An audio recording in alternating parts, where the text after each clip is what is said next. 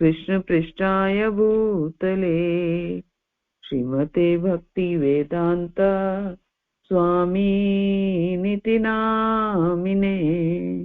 नमस्ते सारस्वते देवे गौरवाणी प्रचारिणे निर्विशेष शून्यवादी पाश्चात्य देशतारिणे। जय श्री कृष्ण चैतन्य प्रभु नित्यानंद श्री अद्वैत गदाधर श्रीवासादि गौर भक्त वृंद। हरे कृष्णा कृष्णा कृष्णा हरे हरे, हरे राम राम राम हरे हरे। जय श्री प्रपात की जय, गुरु महाराज की जय। ओम नमो भगवते वासुदेवाय,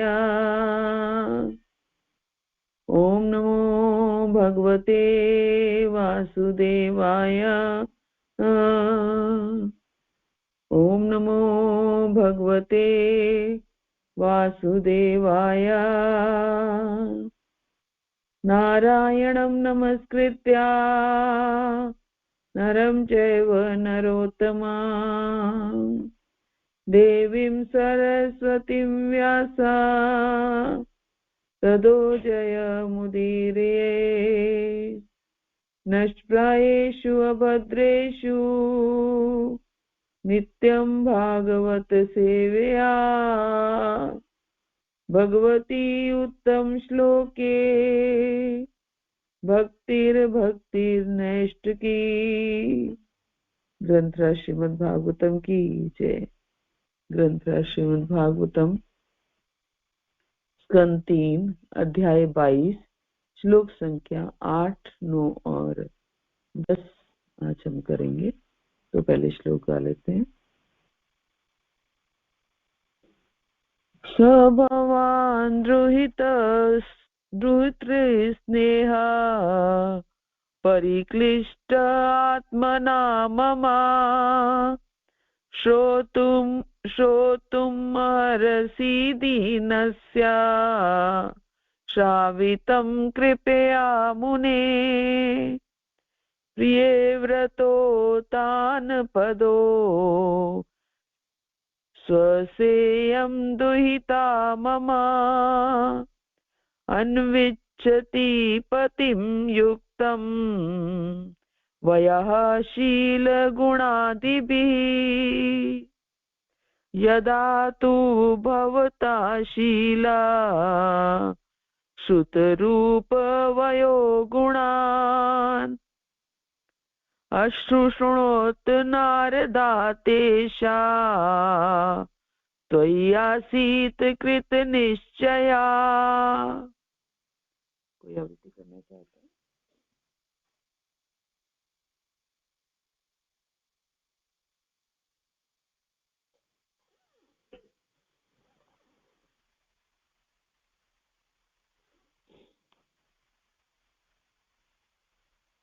हरे कृष्ण।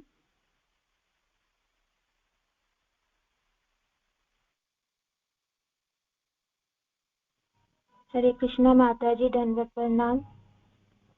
हरे कृष्ण। दंडवत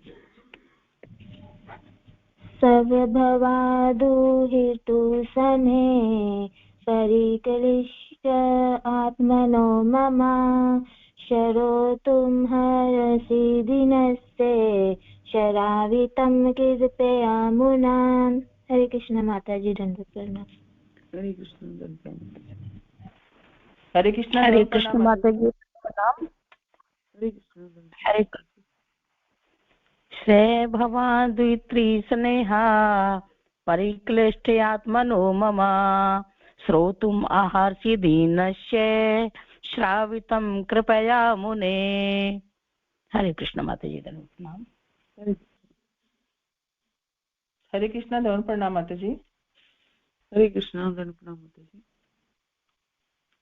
सा भवान् द्रुहृत्स्नेहा परिक्लिष्टात्मनो मम श्रोतुमर्हसि दीनस्य श्रावितं कृपया मुने प्रियाव्रतोतापन्पदो स्वसेवं दुहिता मम अन्विच्छति पतिं युक्तं वयाशीलगुणादिभिः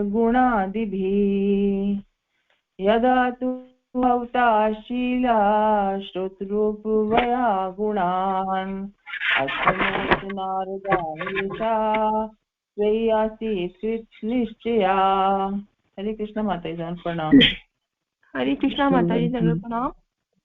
हरे कृष्ण स्नेहा परिक्लिष्टात्मनो मम शीघ्रमर्षि दीनशा श्रावितं कृपयामुना प्रियव्रतोत्तान् पादयो ससेयं दुहिता मम अविच्छन्ति पतिं युक्तं वयं शीलगुणादिभिः यदा तु भवतु शीला श्रुतरूपवयो गुणान् नारदादेशां त्वया शीतकृत निश्चया। हरे कृष्णा माता जी प्रणाम। हरे कृष्ण माता जी।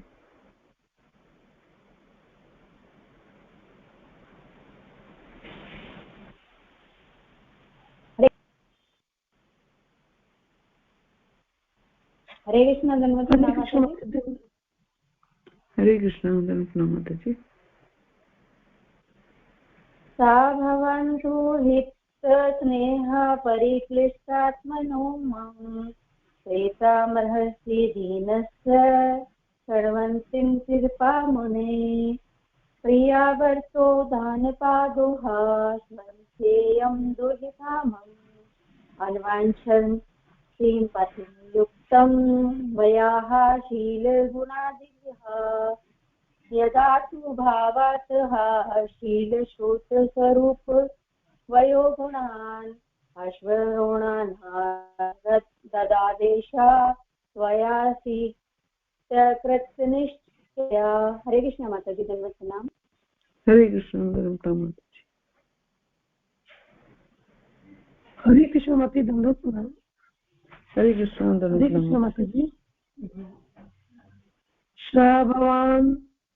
भवान् दुहिता स्नेहा आत्मो मम श्रोतुम् अर्हसि दीनस्य श्रावितं कृपया मुने। प्रियाव्रत उत्तान पदो स्वसेयं दुहिता मम अन्विच्छति पतिं युक्तं मया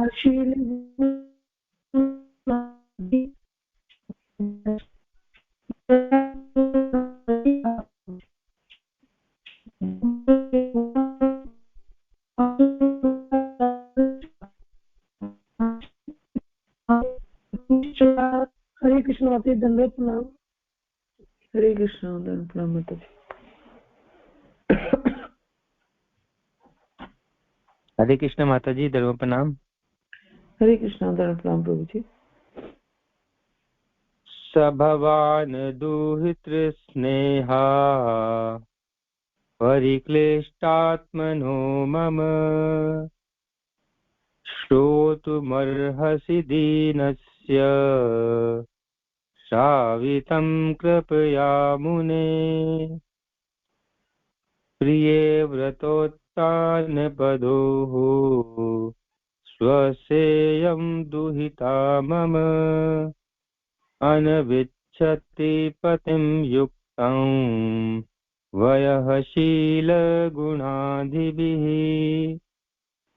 यदा तु भवतः शील श्रुतरूपवयो गुणान् अशृणोन्नारदादेशा तव्यासीत कृतनिश्चया। हरे कृष्ण धर्म प्रणाम माता जी। हरे कृष्ण प्रभु जी।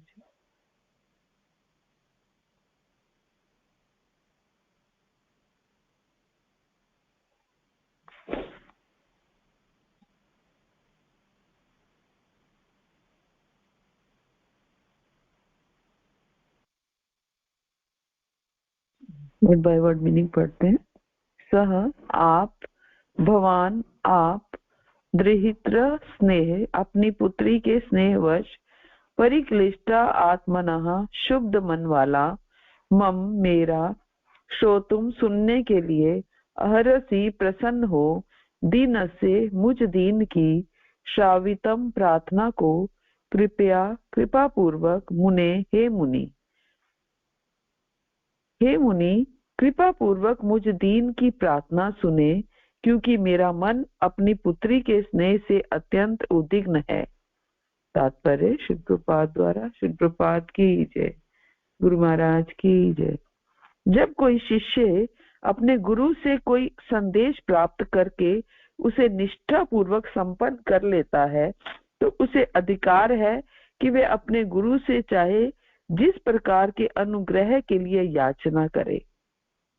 सामान्य रूप से भगवान का शुद्ध भक्त अथवा प्रामाणिक गुरु का शुद्ध शिष्य भगवान या गुरु से किसी अनुग्रह की याचना नहीं करता, किंतु यदि कभी गुरु से किसी प्रकार का अनुग्रह प्राप्त करने की आवश्यकता आ पड़े तो जब तक वह उसे पूर्णतया प्रसन्न ना कर ले तब तक उसकी याचना नहीं कर सकता।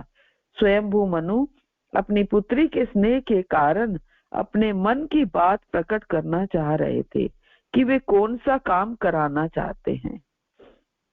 प्रिय व्रत उतान पदो, प्रिय व्रत तथा उतान पद की स्वसा बहन इयम ये दुहिता पुत्री मम मेरी अन्यविच्छति खोज रही है पति या वर युक्तम अनुकूल वयः शील गुण आदि भी आयु चरित्र गुण आदि से।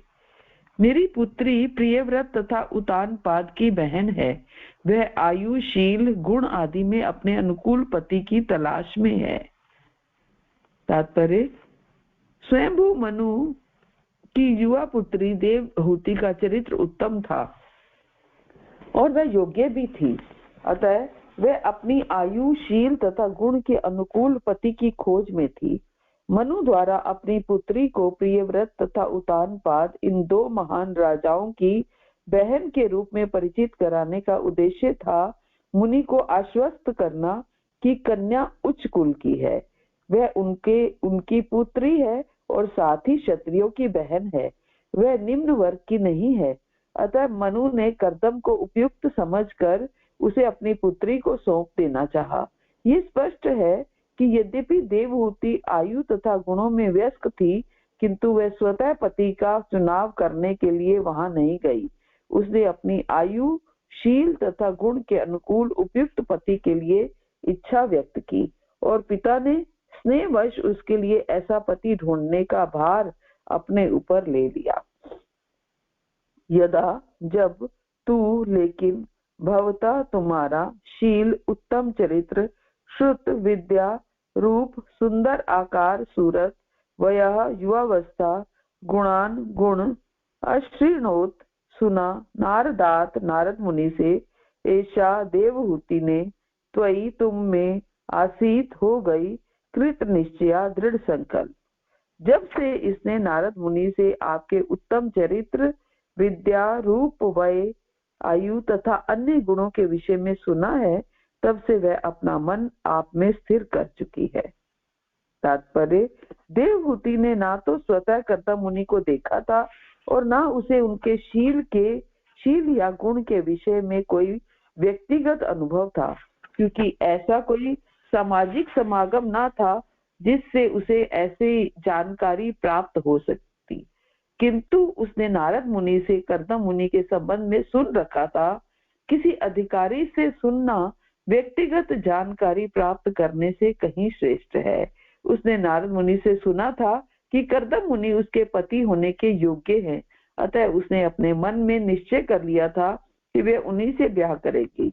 उसने अपने पिता से अपना मंतव्य प्रकट किया, जिन्होंने उसे लाकर वहां उपस्थित कर दिया।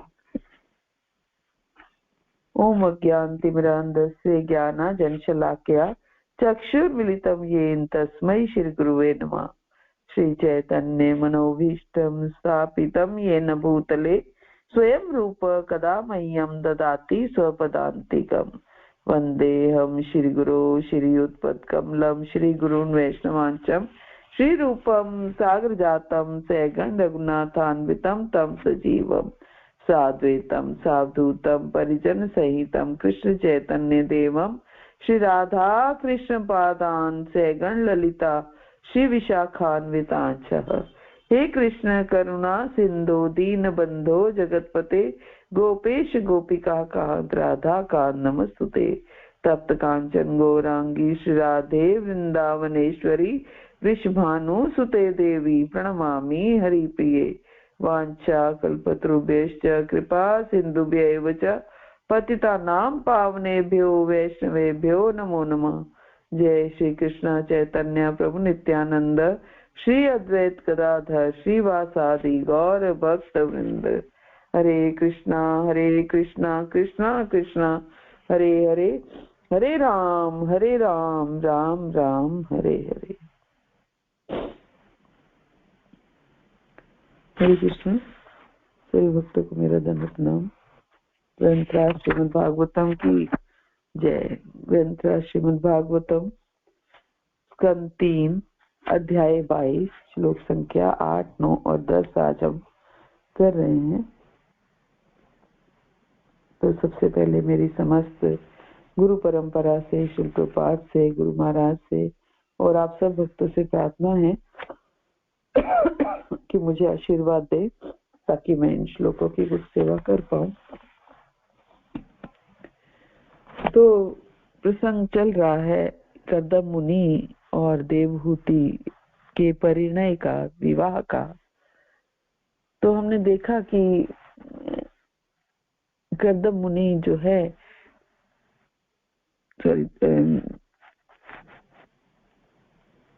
स्वयंभू मनु जो हैं वो अपनी पुत्री देवहूति को कर्दम मुनि के पास लेके आते हैं विवाह हेतु। तो जब लाते हैं, कर्दम मुनि जबकि ब्राह्मण है और स्वयंभू मनु क्षत्रिय हैं, तो एक ब्राह्मण होते हुए भी कर्दम मुनि पहले राजा स्वयंभू मनु की गुणावलियों को गाते हैं, उनके गुणों का बखान करते हैं और उसके बाद फिर अब स्वयंभू मनु जो हैं वो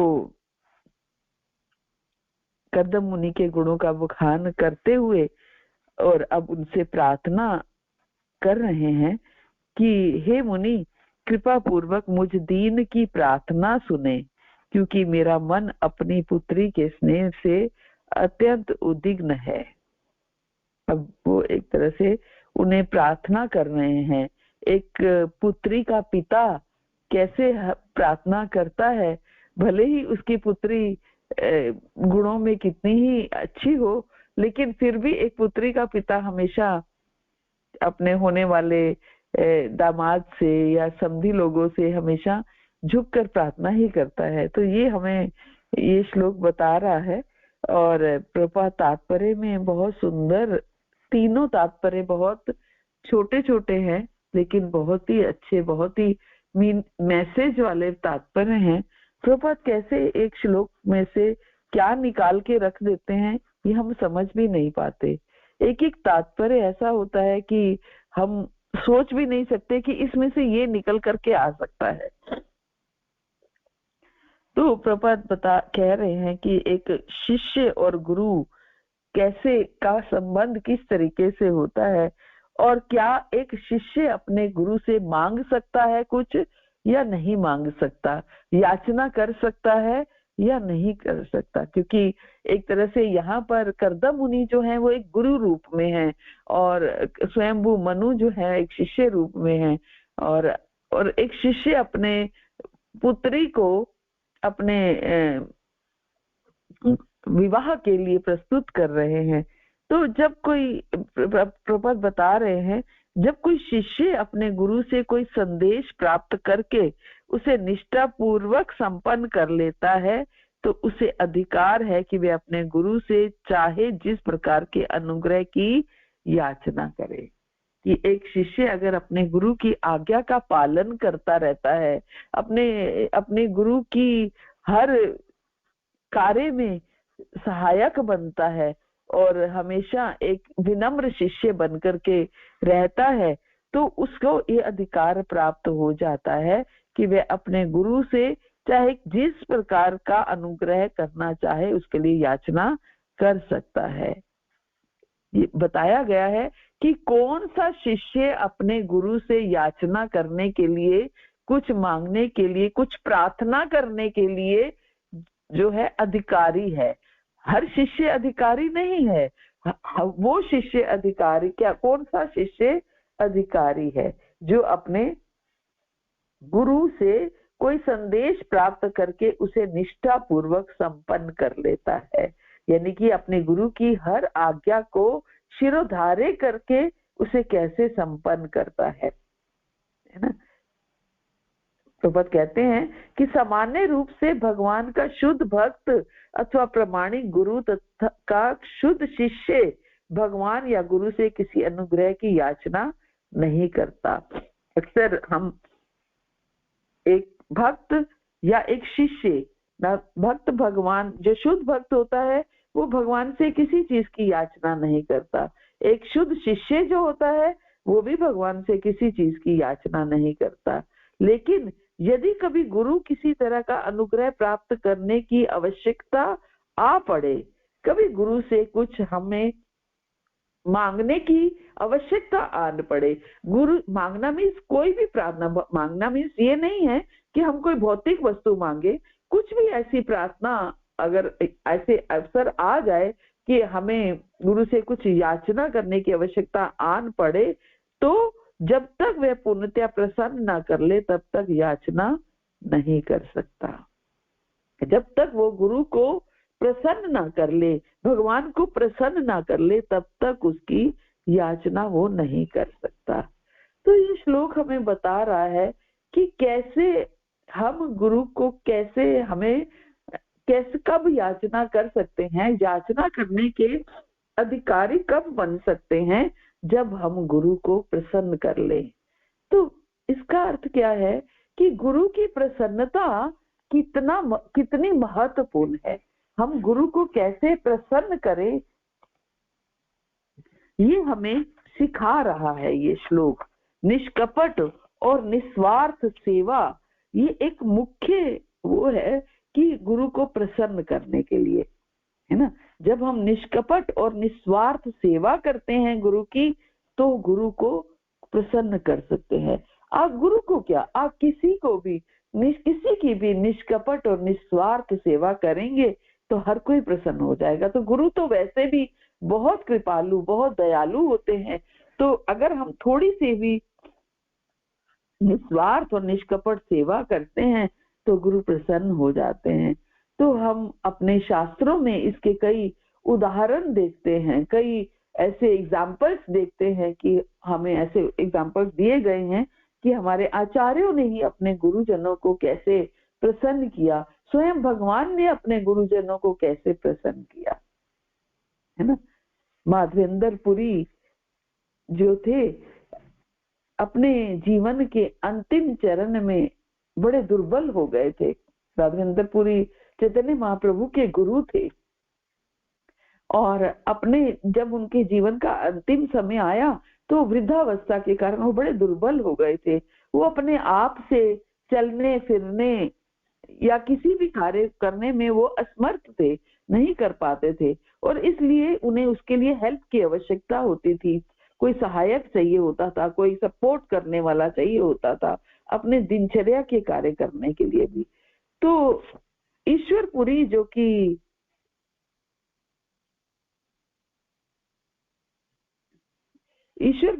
अपनी इच्छा से चैतन्य महाप्रभु के गुरु जो थे वो ईश्वरपुरी थे और माधवेंद्र पुरी ईश्वरपुरी के गुरु थे। तो ईश्वरपुरी जो कि अपनी इच्छा से वो सेवा करने के लिए, ईश्वरपुरी जो कि चैतन्य महाप्रभु के गुरु थे, वो अपनी इच्छा से उनकी सेवा करने के लिए उन्होंने अपने आप को आगे किया, मतलब ऑफर किया कि मैं अपने गुरु की सेवा करूंगा। तो किसी ने उनको मतलब उन्होंने अपने आप स्वयं ही इच्छा व्यक्त की कि मैं अपने गुरु की सेवा करूंगा। किसी ने उनको सेवा के लिए नियुक्त नहीं किया था। अपने गुरु के प्रति जो उनमें सच्ची कृतज्ञता थी, कि मेरे गुरु ने मुझे क्या दिया है जीवन में, वो कृतज्ञता थी। उसी से प्रेरित होकर वो इस तरह का एक तुच्छ सेवक बनने के लिए सामने आए थे।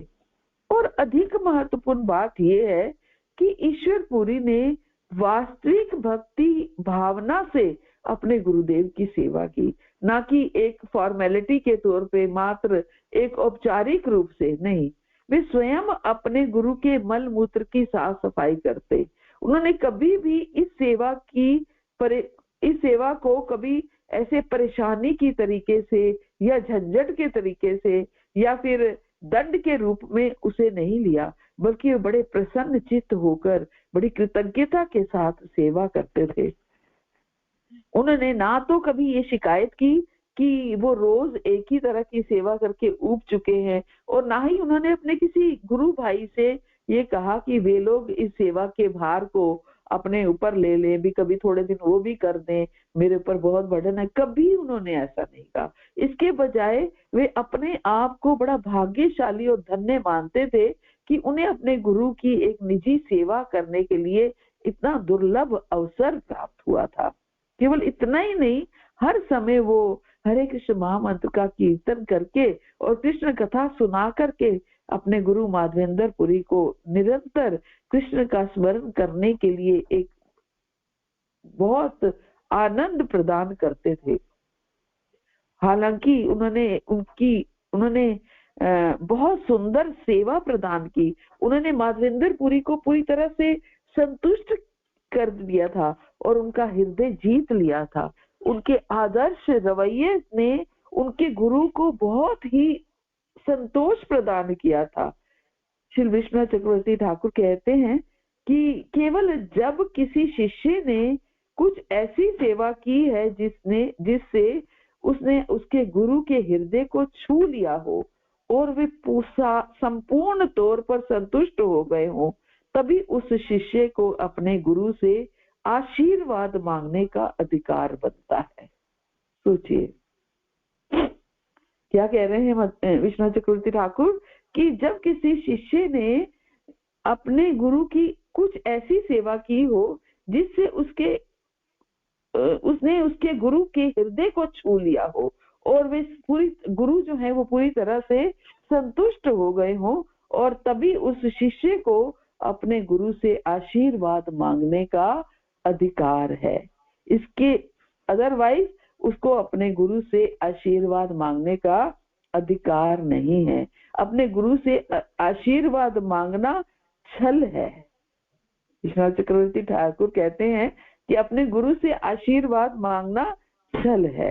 अक्सर हम लोग देखते हैं, हम भी गुरु महाराज जब मिलते हैं, गुरु महाराज आशीर्वाद दीजिए, है ना, तो अक्सर हम देखते हैं कि लोग किसी भी गुरु या सन्यासी को जब मिलते हैं तो हमेशा यही कहते हैं, महाराज कृपा कीजिए, महाराज आप कृपया अपना आशीर्वाद दीजिए, मुझ पर कृपा करें। लेकिन उन लोगों ने ऐसा क्या किया है जिससे उन्हें लगता है कि उन्हें आशीर्वाद दिया जाना चाहिए? यही प्रभुपाद तात्पर्य में भी कह रहे हैं कि हमें अपने गुरु से याचना करने का अधिकार कब प्राप्त होता है? जब कोई शिष्य अपने गुरु से कोई संदेश प्राप्त करके उसे निष्ठा पूर्वक संपन्न करता है, तब वो गुरु से आशीर्वाद प्राप्त करने का अधिकारी बनता है। तो उसे अधिकार है कि वे अपने गुरु से चाहे किसी तरह के अनुग्रह के लिए याचना करे, है ना। अदरवाइज कि हमने ऐसा क्या किया है जिससे हमें ये लगता है कि आशीर्वाद दिया जाना चाहिए। हृदय से दिए गए आशीर्वाद को प्राप्त करने की योग्यता होती है, बिना किसी शर्त या गलत प्रेरणा के निस्वार्थ भाव से सेवा करना। बिना किसी शर्त या गलत प्रेरणा से कोई हमारी ऐसा उद्देश्य ना हो गलत कि हम गुड बुक्स में आना चाहते हैं या हमें गुरु से किसी लाभ की प्राप्ति है इस वजह से हम सेवा करना चाहते हैं। निस्वार्थ भाव से,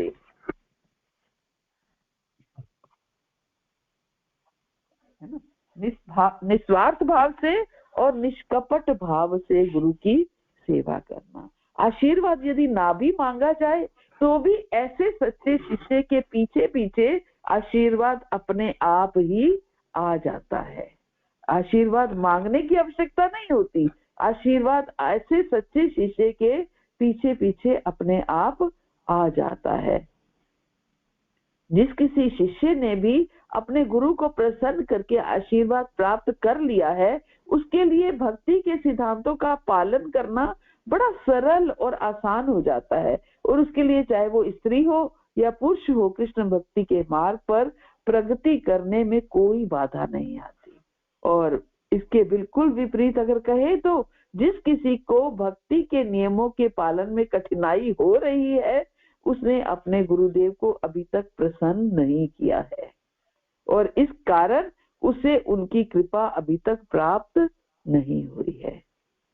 ये निचोड़ है इस श्लोक का।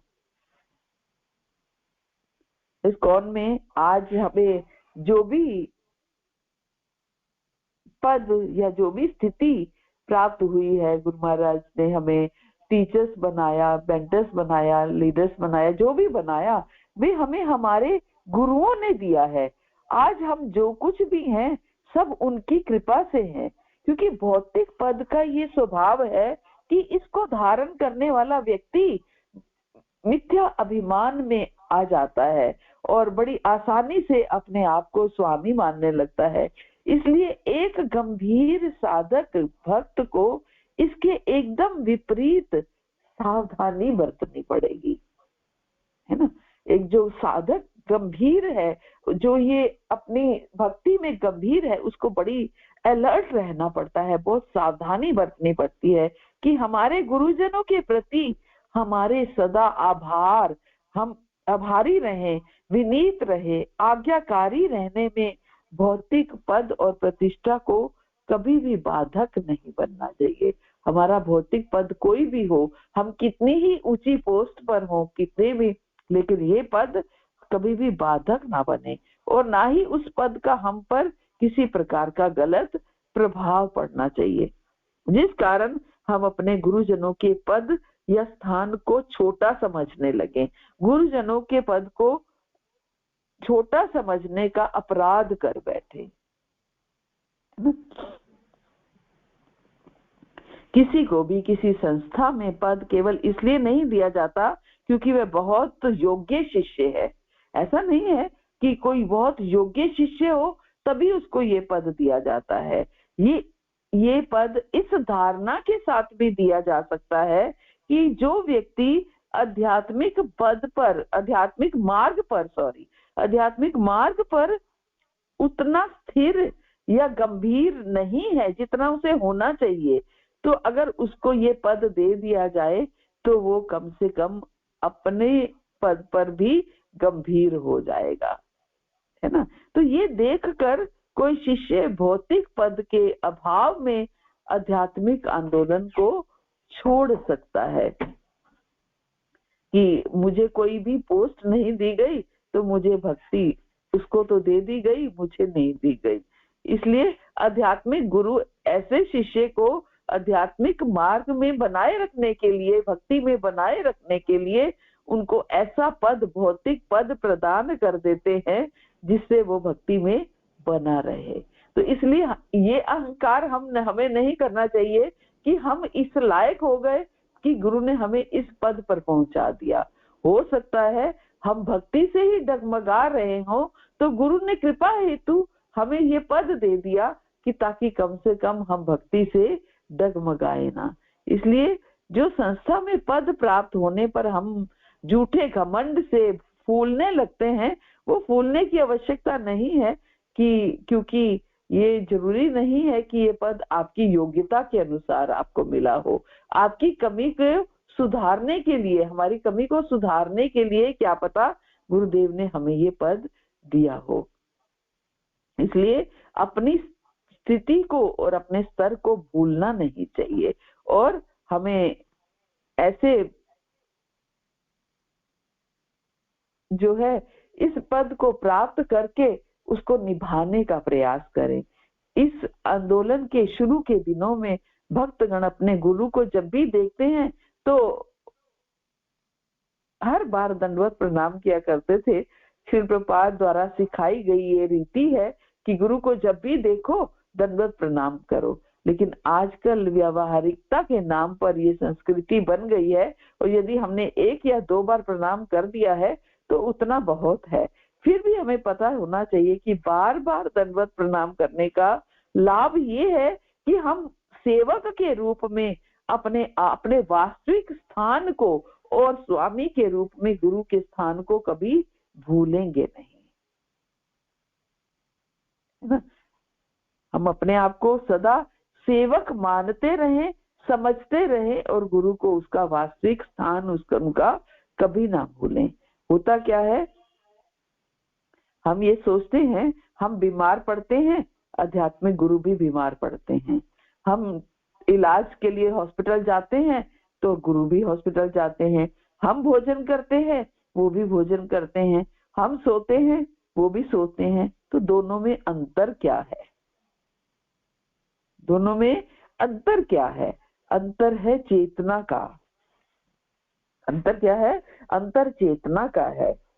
श्री भक्ति सिद्धांत सरस्वती गोस्वामी महाराज एक स्टोरी सुनाते थे कि एक व्यक्ति ने एक अपने बच्चे को इंग्लिश सिखाने के लिए घर में एक ट्यूटर या एक टीचर लगा के दिया। और क्योंकि उनके बच्चे को कुछ लिखना नहीं आता था, तो वो टीचर जो है वो हाथ पकड़ के इंग्लिश के अल्फाबेट लिखवाता था, ABCD हाथ पकड़ के लिखवाता था। तो जब टीचर जो ट्यूटर था वो उस दिन पढ़ाई करा करके चला गया, तो वह बच्चा अपने पिता के पास गया और कहने लगा कि पिताजी आपने उनको पैसे क्यों दिए? तो वे ही सब कुछ पैसे किस लिए दिए? सारा कुछ तो मैं ही लिख रहा था, तो आपने उनको पैसे क्यों दिए? क्योंकि वो हाथ पकड़ के लिखवा रहे थे, लिख बच्चा ही रहा था। तो बच्चा पिता के पास जाता है और पिता को कहता है कि लिख तो मैं ही रहा था, आपने उनको पैसे क्यों दिए? वे तो कुछ भी नहीं कर रहे थे, उन्हें किस चीज के लिए पैसे मिले? आपको उन्हें नहीं बल्कि मुझे पैसे देने चाहिए। तो भोले भाले बच्चे के इस एक तरह से बुद्धिमत्ता पूर्वक जो है ये शब्द सुन करके उसके पिता ने उसे समझाया कि हालांकि टीचर ने केवल उसका हाथ पकड़ा हुआ था और उसी ने ही सच में वो इंग्लिश के जो अल्फाबेट्स हैं वो उसी ने ही लिखे, लेकिन टीचर की सहायता के बिना वो लिख ही नहीं पाता। इसलिए उसे मूर्खतावश ये नहीं सोचना चाहिए कि अब उसे शिक्षक की, अब उसे टीचर की, ट्यूटर की कोई आवश्यकता नहीं है, क्योंकि वह भी उतना जानता है जितना टीचर जानते हैं। इसके लिए उसको अब टीचर की आवश्यकता नहीं है, क्योंकि वो सब कुछ जानता है जितना टीचर जानते हैं।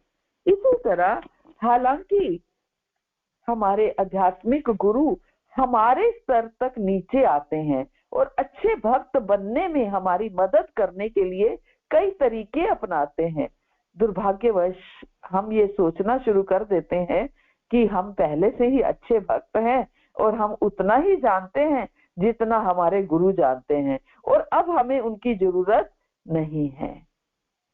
हमें अज्ञानता में गिरने से अपने आप को बचाना होगा और अपने वास्तविक स्थिति का ज्ञान, अर्थात हम सेवक हैं और गुरु हमारे स्वामी हैं, ये हमें सदा बनाए रखना चाहिए। अज्ञानता के परिणाम स्वरूप ही रामचंद्र पुरी ने शिष्य के द्वारा पालन किए जाने वाले शिष्टाचार और सदाचार के नियमों का उल्लंघन किया। हम सब जानते हैं कि माधवेंद्र पुरी जब अपने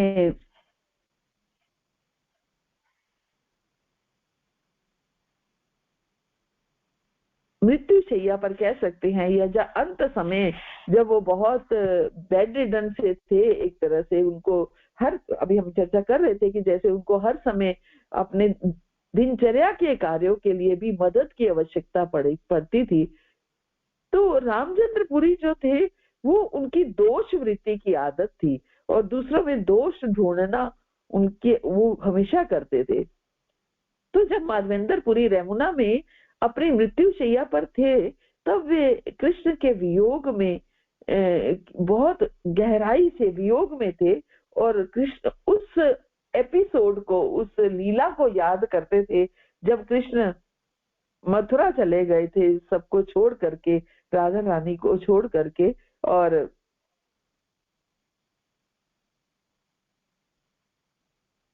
सब वृंदावन वासियों को छोड़ करके चले गए थे। तो वो उस वियोग की लीला को याद करके माधवेंद्र पुरी हमेशा ये दोहराते रहते थे।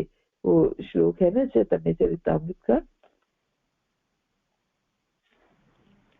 ऐ दीन दयाद्र नाथ हे मथुरानाथ कदावलोक्यसे हृदयं त्वद्लोक कातरम् दयितभ्राम्यति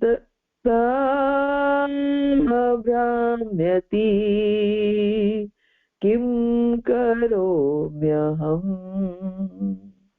किं करोम्यहम्। हे भगवान, जिसका हृदय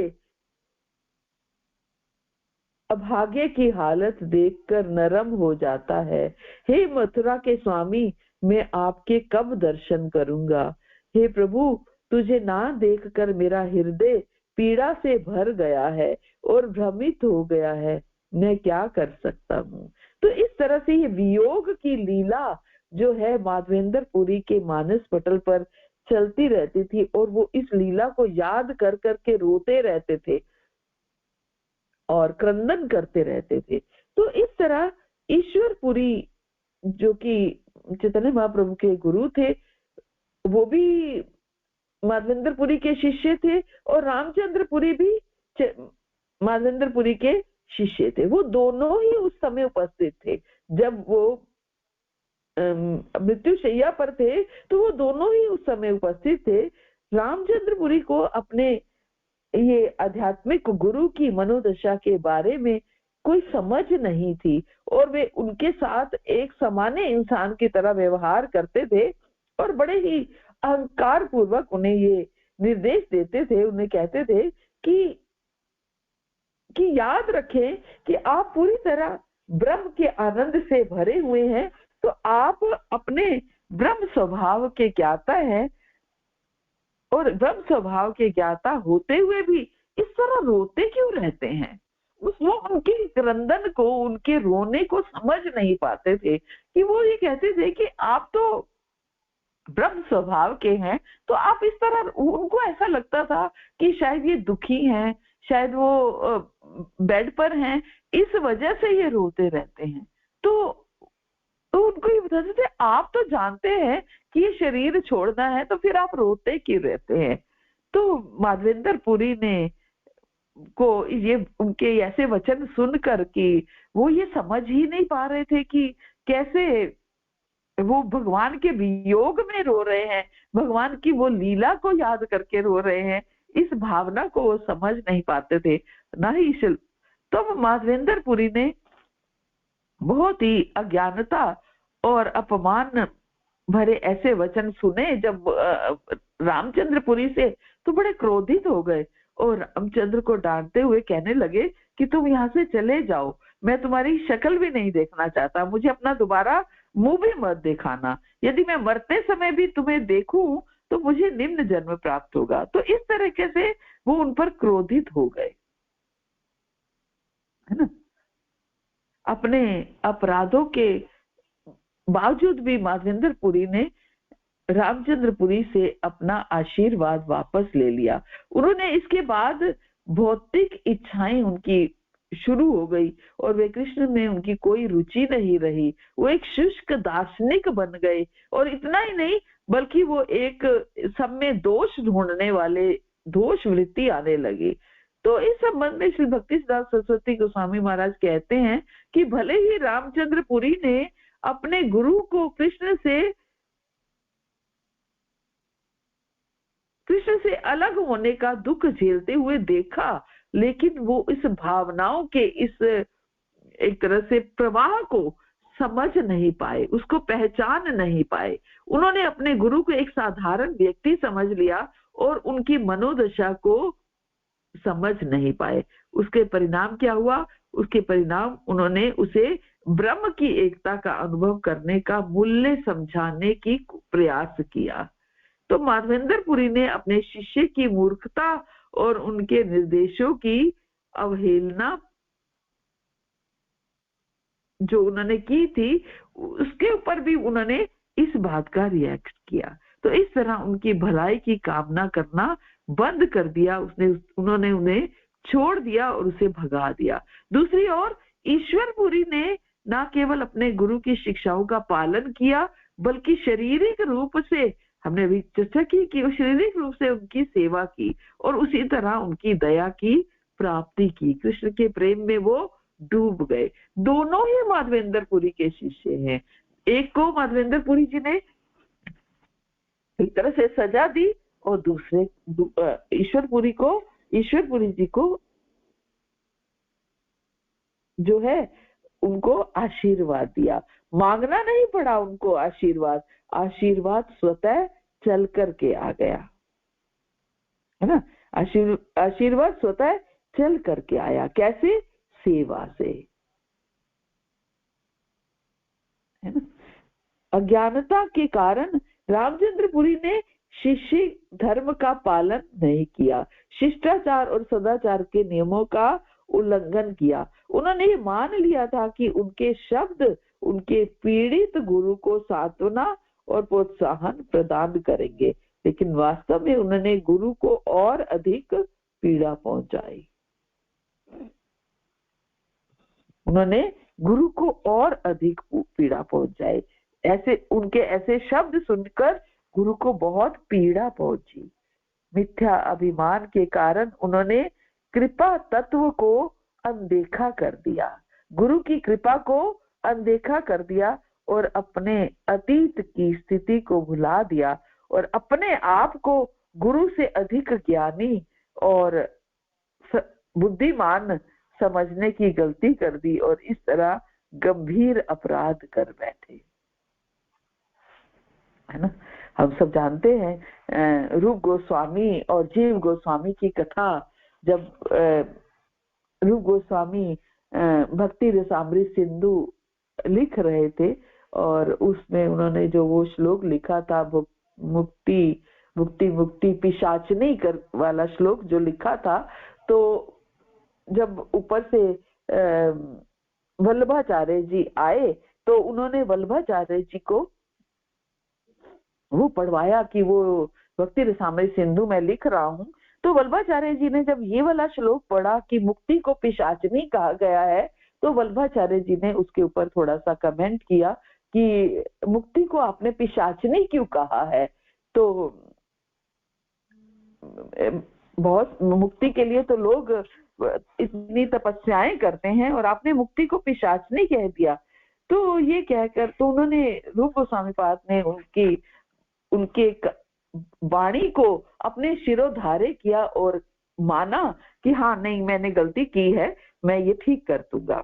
लेकिन जीव गोस्वामी जो रूप गोस्वामी के शिष्य थे, उनको ये बात अच्छी नहीं लगी कि मेरे गुरु की बात को काट दिया गया। तो जब वल्लभाचार्य जी जाने लगे तो जीव गोस्वामी उनको छोड़ने के बहाने, शायद वल्लभाचार्य जी स्नान करने के लिए गए तो जीव गोस्वामी उनके साथ उनकी हेल्प के लिए गए। तो जीव गोस्वामी ने रास्ते में उनसे ये बात की कि आपने ये बात जो बोली कि मुक्ति को पिशाचनी क्यों लिखा, तो उनको जस्टिफाई करने लगे कि मुक्ति सच में पिशाचनी है, कि मुक्ति की इच्छा से हम प्रेम की इच्छा हटा देते हैं, प्रेम की इच्छा नहीं कर पाते हैं। तो समझ गए वो वल्लभाचार्य जी कि इनको अच्छा नहीं लगा क्योंकि मैंने इनके गुरु को काटा है।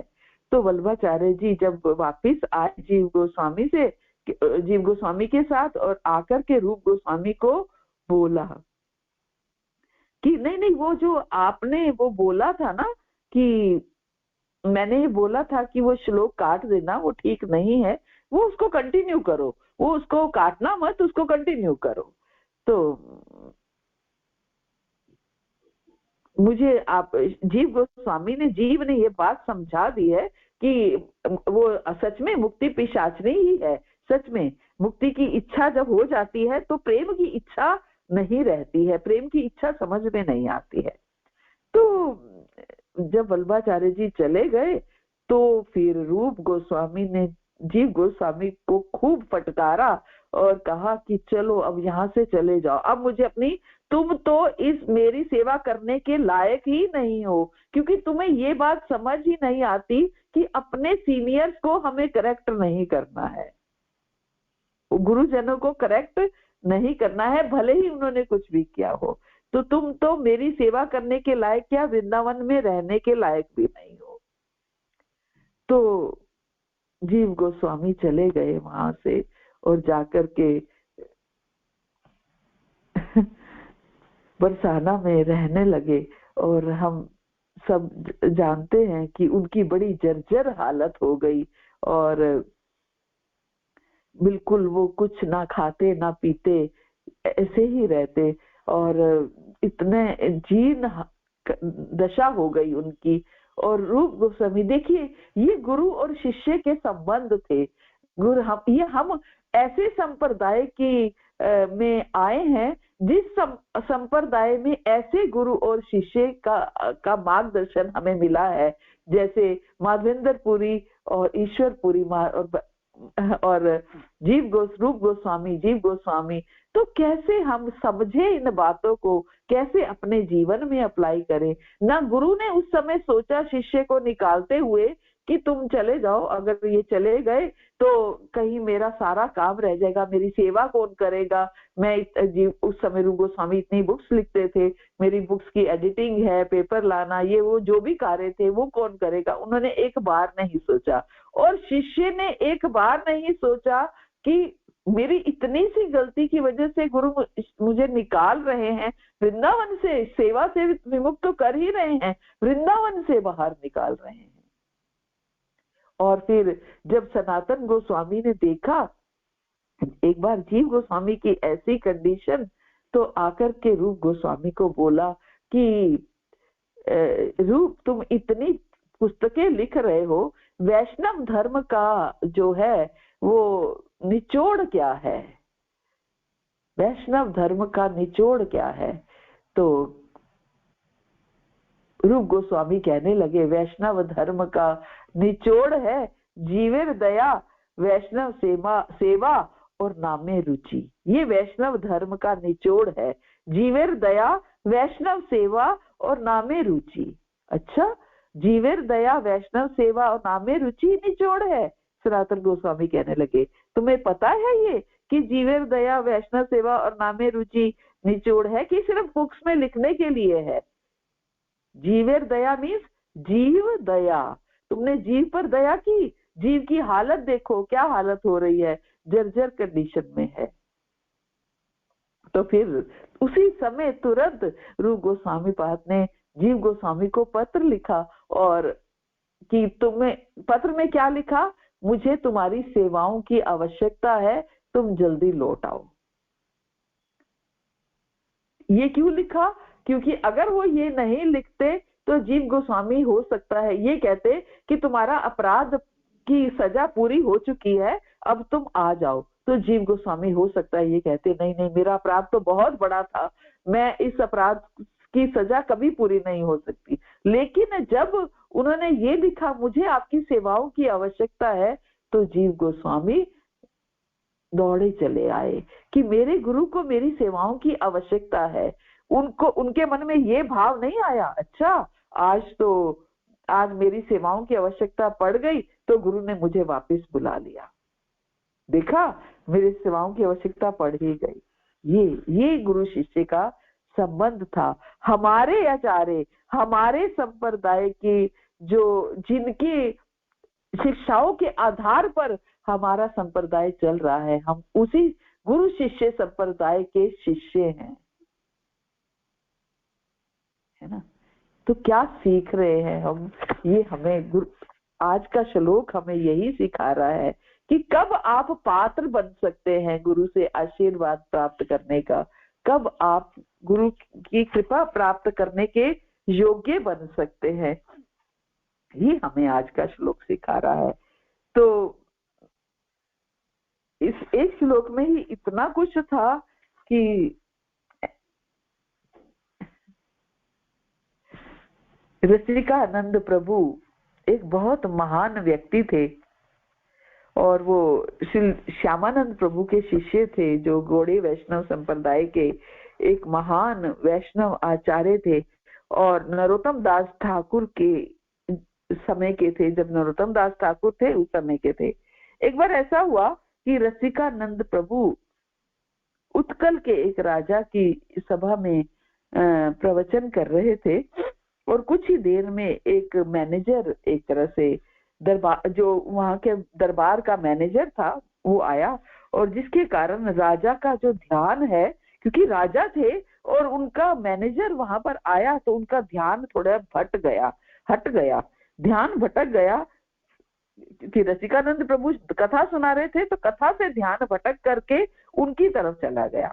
तुरंत रसिकानंद प्रभु अपने आसन से नीचे उतरे और राजा के सिर पर एक बार मारा, जिससे वे राजा मूर्छित हो गया। सोचिए, राजा के पद पर है, राजा के सिर पर मारा क्योंकि उनकी कथा से उनका ध्यान हट गया और वो राजा मूर्छित हो गए। जब वे अपनी मूर्छा से जागे तो उनकी आंखों में अश्रुओं की धारा थी, अश्रु की धारा बहने लगी। रसिकानंद प्रभु ने पूछा, आप क्यों रो रहे हैं? क्या मेरी मार से आपको दर्द हुआ? तो राजा ने उत्तर दिया, नहीं गुरुदेव, मैं अपने दर्द के कारण नहीं रो रहा हूँ, मैं उस दर्द के कारण रो रहा हूँ जो मैंने आपको पहुंचाया है। आप मुझे हरि कथा सुना रहे थे लेकिन मैं असावधान हो गया और एक तुच्छ विषयों के प्रति अपने ध्यान को खो बैठा।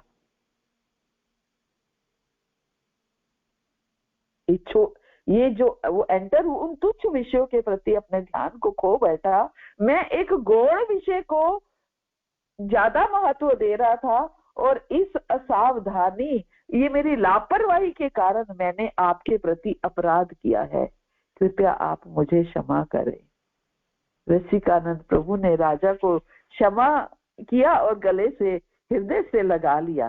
तो इस घटना, इतनी शिक्षाप्रद घटना, मैंने जब ये पढ़ा मुझे इतनी इससे शिक्षाप्रद लगी कि लापरवाही अज्ञानता के कारण होती है और हमें कृष्ण भक्ति के सारे पहलुओं में, चाहे वह जप हो, चाहे वो श्रवण हो, कीर्तन हो, शास्त्रों का अध्ययन हो, कोई सेवा कार्य हो, या फिर गुरुदेव और अन्य वैष्णवों के साथ हमारा व्यवहार ही क्यों ना हो, सब में सचेत रहकर लापरवाही से बचना चाहिए। किसी भी शक्तिशाली वस्तु को हमें बहुत सावधानी और ध्यान के साथ उपयोग में लाना चाहिए, क्योंकि वह वस्तु हमें उतना ही हानि पहुंचा सकती है जितना कि लाभ पहुंचा सकती है। जैसे कि आग का उपयोग बहुत लाभप्रद हो सकता है यदि उसका ठीक ढंग से प्रयोग किया जाए, और उसी आग के प्रति यदि लापरवाही दिखाई जाए तो ये बहुत बड़ी दुर्घटना का कारण भी हो सकती है।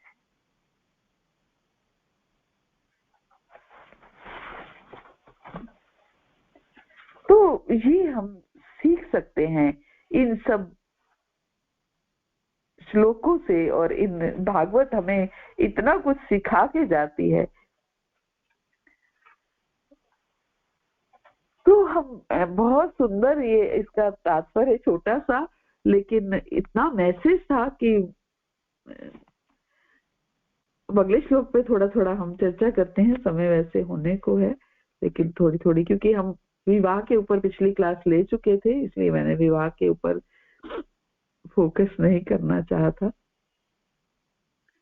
तो अगले श्लोक में भी बहुत, तीनों श्लोकों में सुंदर सुंदर मैसेज है। अगले श्लोक में